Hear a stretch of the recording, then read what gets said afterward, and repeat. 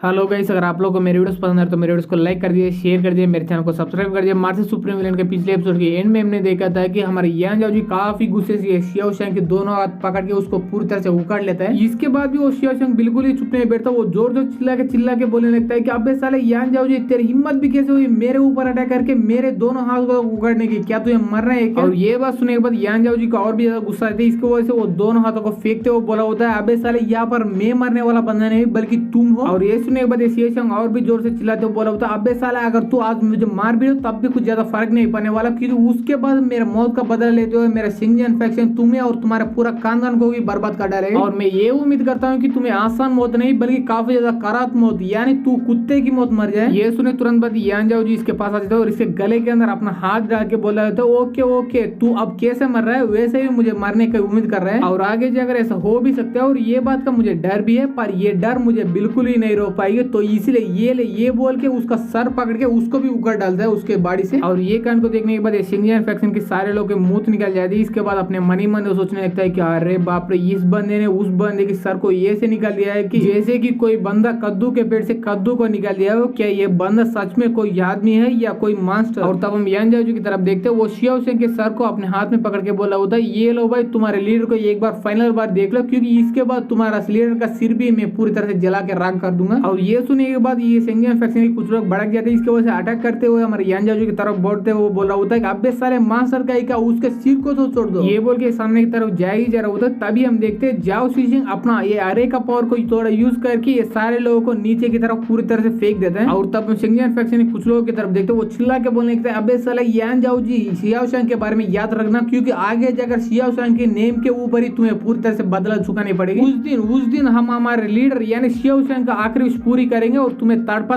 कर जान से मार डालेंगे। तो इसलिए उस दिन का वेट करते रहना। ये बोल के सारे लोग वहां से चले जाते हैं और उसके बाद हमारे यान जाओ जी नीचे आ जाता है। और उसे देखने के बाद ये किंग यानी जाओ स्विचिंग बोल रहा होता है कि यान जाओ जी येहू को काफी गहरी चोट लगा, क्योंकि वो 16 स्टाम के पावर इसके बॉडी के ऊपर नहीं बल्कि उसके सोल के ऊपर भी काफी हद तक काम कर चुकी है। तो इसलिए मुझे ऐसा लग रहा है येहू इसके बाद जीना काफी ज्यादा मुश्किल है। तो इसलिए अगर तुम उसके साथ आखिरी बार कुछ ऐसा बात करना चाहते हो एक बार बात कर सकते हो। ये सुनने के बाद हमारे यान जाओ जी बोलने लगता है कि किंग आपको इसके बारे में चिंता करने की कोई भी जरूरत नहीं, क्योंकि येहू काफी स्ट्रांग बंदा है और ये आज बिल्कुल ही नहीं मरेगा। ये बोल के येहू के पीछे बैठ जाता है और उसको हील करने में काफी ज्यादा मदद किया जा रहा होता है। इसके बाद वो अपने मनी में सोचने लगता है कि ये मेरे ग्रेट डिस्ट्रक्शन के पहले काफी ज्यादा कमाल का हीलिंग टेक्निक है, पर इस टेक्निक में कुछ कमियां भी है। अगर ये टेक्निक को येहू सह पाएगा तो ये आसानी से इसका इंजरी पूरी तरह से हील हो गया, पर इसके लिए थोड़ा समय लगेगा, पर ये जरूर जिंदा जी पाएगा। पर इस टेक्निक को ये येहू बिल्कुल सही नहीं पाएगा तो ये बात में नहीं बल्कि ये येहू अभी मर जाएगा। पर अभी के लिए ये रिस्क को मुझे लेना ही पड़ेगा, क्योंकि इसके अलावा मेरे पास और कोई चॉइस ही नहीं है येहू को जिंदा बचाने के लिए। ये बोल के ये टेक्निक को येहू के ऊपर यूज करने लगता है और कुछ देर के लिए कुछ भी नहीं होता, पर कुछ देर के बाद येहू के मुंह से खून आने लगता है। और इसे देखने के बाद हमारे यान जाओ जी भी काफी ज्यादा टेंशन में आ जाते हैं। इसके बाद 2 दिन का समय बीत जाता है, तब हम देखते हैं ये एक बंदा यानी येहू अपना आंख खोल लेता है। तभी वो सामने की तरफ यान जाओ जी और जाओ चीजों को पाता है। तब यान जाओ जी पूछ रहा होता है कि येहू तो फाइनली जा गया। इसके बाद येहू उठ जाता है और पूछने लगता है, यंग मास्टर में कितना दिन के लिए बेहोश था? ये सुनने के बाद हमारा यान जाओ जी बोलने लगता है कि तुम 2 दिन के लिए बेहोश थे। इसके बाद हमारे यान जाओ जी अपने स्टोरेज बैग के अंदर से वो 16 स्टाम वाला आर्टिफैक्ट को बाहर निकाल लेते हैं। इसके बाद बोलने लगता है कि वो कमीना शियाओ शैंग ने तुम्हें पूरी तरह से नुकसान पहुंचाया, तो इसलिए उसी को ही इसको नुकसान का भरपाई करना पड़ेगा। इसलिए उसको मारने के बाद उसके पास वाला ये 16 स्टाम का आर्टिफैक्ट मैंने छीन लिया है। इसका मतलब अब से ये कमाल का 16 स्टाम वाला आर्टिफैक्ट तुम्हारा ही। ये सुनने के बाद वो येहू भी इसको ले लेते। इसके बाद बोलने लगता है थैंक यू मास्टर, पर इतना कमाल का आर्टिफैक्ट आप मुझे क्यों दे रहे हो? ये सुनने के बाद यान जाओ जी बोलने लगता है कि ले लो भाई, ये इतना भी बड़ा आर्टिफैक्ट नहीं है और वैसे भी 2 दिन पहले तुमने मेरा जान बचाई, तो इसलिए इसका ये गिफ्ट समझ लो। और वैसे भी आर्टिफैक्ट काफी ज्यादा स्ट्रांग है, तो इसलिए इसको यूज करने के लिए तुझे थोड़ा बहुत प्रैक्टिस करना पड़ेगी। तो इसलिए तेरे से कितना जल्दी हो सके उतना जल्दी ये आर्टिफैक्ट को पूरी तरह से मास्टर कर लो, क्योंकि इसी को यूज करके हम वो शिंजिया इन्फेक्शन के कम्युनिटी को पूरी तरह से जान से मार डालेंगे। ये सुनने के बाद येहू खुश हो जाता है। इसके बाद बोलने लगता है कि थैंक यू मास्टर, अगर ऐसी बात तो मैं तुरंत ही इस आर्टिफैक्ट को पूरी तरह से मास्टर कर लूंगा। उसके बाद वो शिंजिया इन्फेक्शन के एक कम्युनिटी को पूरी तरह से जान से मार डालूंगा। और तब हम जाओ स्विचिंग की तरफ देखते हैं, वो यान जाओ जी से बोला होता है, यान जाओ जी तुम्हारी वजह से, सिर्फ तुम्हारी वजह से मैं अब अपना पैलेस के अंदर वो आर्टिफैक्ट को अच्छी तरह से कंट्रोल कर पा रहा हूँ, और तुमने पहले मेरे 2 बेटे को मदद किया और अब मेरा मदद कर रहे हो, तो इसलिए तुम्हारा शुक्रिया अदा कैसे बोलो इसके बारे में मुझे भी समझ नहीं आ रहा। ये सुनने बाद यान जाओ जो बोल रहे हैं कि नहीं किंग, आपको मेरा शुक्रिया अदा करने की कोई भी जरूरत नहीं, क्योंकि आप हमारे डायनेस्टी के किंग हो, तो इसलिए अगर आप अच्छे रहे तो हमारे डायनेस्टी पूरी तरह से अच्छा रहे, तो इसलिए मैंने आपका मदद किया। ये बोल ही रहे हो, तभी हमारे यान जाओ जो कुछ ऐसा बनक लग जाती है। इसके बाद सभी लोगों से बोलने लगता है, सभी लोग हमें कितना जल्दी हो सके